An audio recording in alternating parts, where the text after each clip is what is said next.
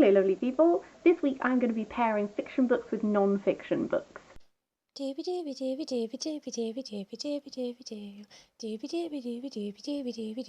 Sophie Vlogs.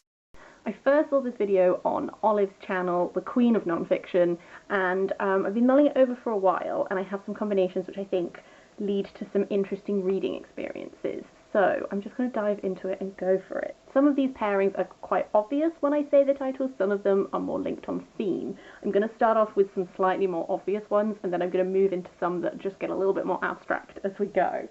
So, I'm going to kick things off with a BookTube fan favourite, which is The Raven Cycle by Maggie Stiefvater. This series follows Blue Sargent, who grows up in a family of psychics, but doesn't have a power of her own necessarily. She makes other people's powers stronger. She meets these group of boys, the Raven Boys, who go to this fancy private school near her, and she gets swept up in their quest to find the lost Welsh king Owain Glyndor's tomb.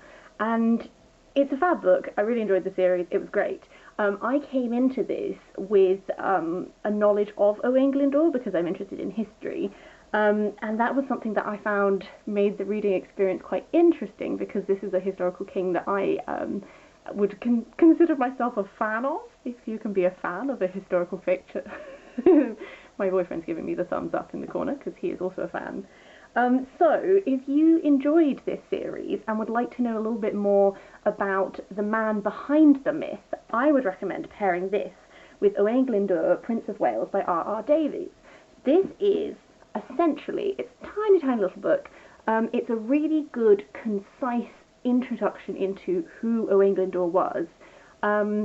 It goes into things about the historical time period in which he was living, the other conflicts that made his campaign give him some advantages, and then also it does some analysis of some documents like the papal letter he sent, stuff like this, and it really tries to examine what Owain Glyndor's reign would have been like if he had been successful. What might that have made Wales look like? What was his vision for an independent Wales? And it was I just think this is a very concise, easy to extrapolate information from little introduction to who that historical figure is. And if you really enjoyed this, Owain Glyndor is at the heart of this. He is what the characters are working their way towards, but this is very much like that myth that Owain Glyndor has become, whereas this is like the actual practical, based on all the evidence we have, what can we say about who the person actually was. So I think that's quite an interesting little pairing that you could do. Following on from that, my next fiction choice is The Sword and the Stone by T.H. White. This is a very classic piece of Arthurian literature. It follows Arthur from a young child with Merlin. This is the classic Merlin aging backwards, all of these things. And if you've seen the Disney film, you know what happens. But this is a classic. And the non-fiction book that I am recommending pairing with it is H is for Hawk by Helen MacDonald. If you've read this book, you'll know why. This primarily focuses on Helen MacDonald in the wake of her father's death. She tries to train a goshawk, and it's largely about hawking, but also there's like a parallel storyline that she's telling you about here, which is all about T.H. White, because T.H. White also tried to train a hawk, but he did it in the absolute worst way possible. Everything he thought he was doing right, he was doing completely wrong. And I found it very interesting. He seemed like a man who was very determined, occasionally very full of anger, blah, blah, blah. I'm not sure I necessarily would have liked the man, but there was this deep sadness about the way that he was really trying to do this thing, and he just went about it in completely the wrong way. So I actually read this before I read this. And there's not that much about hawking in this book, but there is that key scene where he gets transformed into a hawk, and then it's a birds of prey thing. I just felt like reading this after reading this made me focus on passages in this that I might necessarily not have put that much attention into. So this is more of like a slightly looser, tenuous thing, I think, but I found it an interesting experience reading them quite close together. The next fiction book I have to talk about is The Awakening by Chopin. This is a short story more than an actual full novel. It follows Edna Pontellier, who essentially comes to an awakening about her existence as a woman, aka maybe there's more to her than just being a wife and a mother. Shock, horror, who'd have thunk it? But the non-fiction book that I would like to pair this with, I don't have anymore, I gave it away, but it's Flaneuse by Lauren Elkin. Flaneuse is all about women walking the streets. It was one of those books where, like, I liked aspects of it. I didn't feel 100% satisfied by the whole, but actually it's one that I've thought about a lot more since finishing it. And the reason I want to pair it with this is there's a whole section of this awakening story whereby Edna she's alone, she doesn't have her children with her, and she walks the streets of Paris and stuff, and to me it felt like quite a key part of this awakening that she's having, and claiming the identity of herself as an individual. It did involve being a woman alone walking, and so it made me think a lot of Flaneuse, and Flaneuse had some of my favourite bits of Flaneuse were talking about other authors like Virginia Woolf walking, and how that had parts to play in her novels and stuff like that. So that was just something that, while I was reading this, I was really thinking about that non-fiction book, so you might enjoy doing that also. Speaking of Virginia Woolf, my next fiction suggestion is Orlando by Virginia Woolf. This follows Orlando. This is my favourite Virginia Woolf, but it is a little bit atypical for her style, but I think that's why it's my favourite. But it follows Orlando, who changes gender throughout this. Time, like, it just covers a vast spectrum of time, and we're just sort of following Orlando's love affairs and life and that sort of thing. It's a really interesting book, and one that I want to do a reread of soon, because I feel like it's one that returning to might benefit me. But also, an aspect of this is based on Virginia's relationship with Vita Sackville-West. So she kind of wrote this book for her, and there are figures in this which sort of represent the two of them.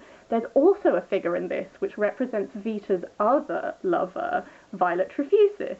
So the book I want to pair with this is Violet to Vita, the letters of Violet Trefusis to Vita Sackville-West, edited by Mitchell A. Leaska and John Phillips. So these are all of the love letters that Violet wrote to Vita. We don't have Vita's letters to Violet anymore. They were destroyed by her husband. But so this is sort of a one-sided look, but it is a look at the relationship between Violet and Vita. And then it also has notes in this which explain to you the context with which the letters fall in. So it's sort of like a biography of their love affair and all these letters and stuff. So this is very interesting because I read this one first, so I had a real handle on how Violet felt about Vita, and also the ways that Violet didn't understand Vita fully, and that sort of thing. And then reading this was very interesting because this is Virginia's perspective. There's a character in this who is so clearly Violet. It's Virginia's not very favourable impression of her. So it's very interesting to have two people's perspectives on the same woman that they are both involved with. I now need to complete this triangle by reading Vita's own stuff, so I understand Vita's perspective on herself. But this was a very interesting pairing that really gave me a lot to think about the different ways that you can view the same thing. My final pairing is one of the slightly more tenuous, but actually I think that there might be something really interesting about reading these two together. So, the final fiction book is How to Live Safely in a Science Fictional Universe by Charles Yu. This is a sci-fi book about a guy called Charles Yu, who is a time machine repairman and then accidentally shoots a future version of himself, and then, like, time loopy things ensue. What is actually at the core of this book is about a dysfunctional relationship with his father, and the disappointments, but also the love and that sort of thing. So I went into this expecting like a science fiction-y type thing, and what I actually got was like this emotional look at this father-son relationship. The non-fiction book I want to pair this with is Not My Father's Son by Alan Cummings. This is Alan Cummings' memoir about his difficult relationship with his father. So his father was very abusive when they were growing up. And Alan Cummings, at this point in his life, found himself filming Who Do You Think You Are?, where he was looking at his mother's father, who was involved with the war but ended up just completely disappearing, and they never really knew what happened to him. All this time he's examining his mum's difficult relationship with her father. This massive thing happens in his own life in regards to his own relationship with his father, and it's one of these really weird, like, life imitating life type situations that you would be like, if you were to read about, you'd be like, oh, like, that doesn't happen in real life, but it does. So these both, in their own different ways, explore a difficult relationship with one's father in a way that I think kind of, there's some real, even though the situations are completely different and one's sci-fi and one's a memoir, these two are kind of linked together to me in that way that they explore that. Those are all the pairings I wanted to talk about this week. I would love to hear your thoughts. Have you read any of these? Have you read any of these pairings? Have they influenced you? Did you pick up on any of these things or anything? Also, are there any non-fiction and fiction books that you pair together, whether like for really clear, obvious reasons or like thematic things? I'd love to hear about that.